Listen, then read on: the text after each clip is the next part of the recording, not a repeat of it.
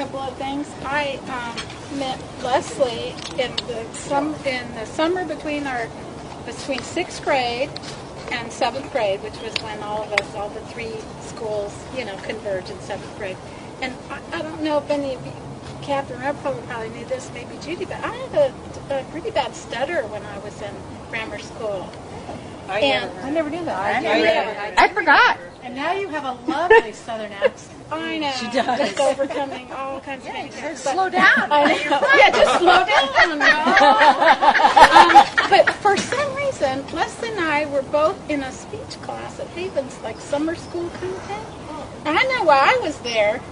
Why was Leslie there? But remember, she was a rhetoric major at UC Davis. If ever there was a major designed for somebody, it was rhetoric for Leslie. I never heard of such a thing. So we met at that class, and she could tell immediately what my reasons for being in the speech class were, and she was asking me what my particular kind of problems were, and I said, well, I have certain letters that I really have trouble with, and I have a lot of trouble with M's, and I have a lot of trouble with L's.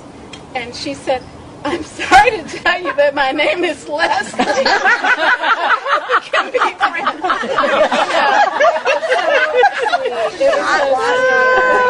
So hurt.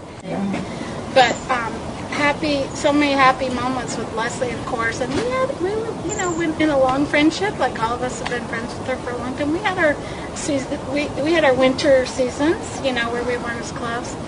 And some of my happiest times with her were actually when she was dying, if you can imagine.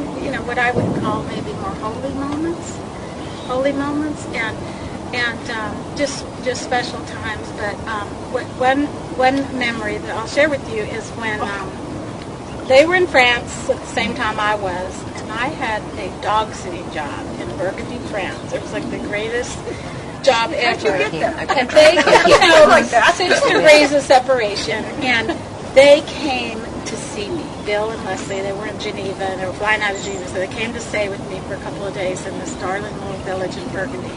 And the reason I took this job was because I knew it was an anointed thing when I learned that it was 3 kilometers from the community of Taizé.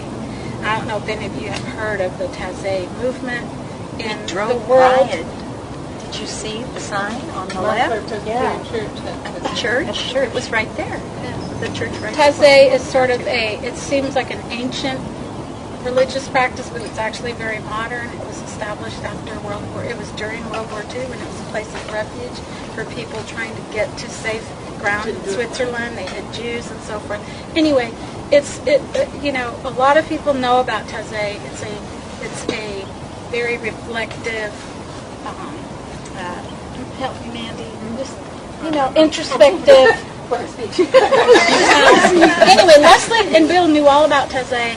I played my flute in a Taizé ensemble in Austin. Oh, cool. And so when I saw that this dog sitting job was 3 kilometers from Taizé, I thought, this is meant to be, because it was kind of scary, just, going, hi, my name's Sylvia, where's your dog? But anyway, they came, and they wanted to go to Taizé because they knew about Taizé. And you cannot imagine the experience of going in this hilltop, ancient, village up in Burgundy, and going into this kind of very humble, primitive, but large worship space. And it's all these candles, and everyone sits on the floor cross-legged. I mean, it is a budget deal. It's like really minimal experience. And you would take someone there who understood what they were getting into, And I had already been there several times. My husband had been there for a week with me, and then he went home. So I'd been to Taizé. I could not wait to bear witness to them coming in that space, because it's, like I said, it's not the Crystal Cathedral. It doesn't blow you away for that reason. It's like you walk into this space, and it's very bare bones. Yeah. It's like plywood and all this stuff. But when you're walking in this space, who are being somehow transformed by being there. And to have had the privilege of watching them walk through those doors and going like that. I mean, the shining, you've heard that expression, shining eyes. They both, the most shining eyes and shining faces, and it was just one of those mountaintop moments for our friendship as three people. But then also to talk to Leslie about it later, and when she was dying and stuff, it was like, we talked about that moment in Taizé, and she said, it's like there are moments in life where you have a glimpse of it. You have a glimpse of heaven, as a way of encouraging you to hang in there, You're on a journey, you're going to get there. And so she referred back to that when she was, very ill, and she said, as someone said today, I'm not looking forward necessarily to the process, but I can't wait to get there. And that Taizé for her was one of those moments where, thank you for giving me a foretaste of what's to come, because it helps you to carry on. So I mean, it was just an amazing, holy moment, really.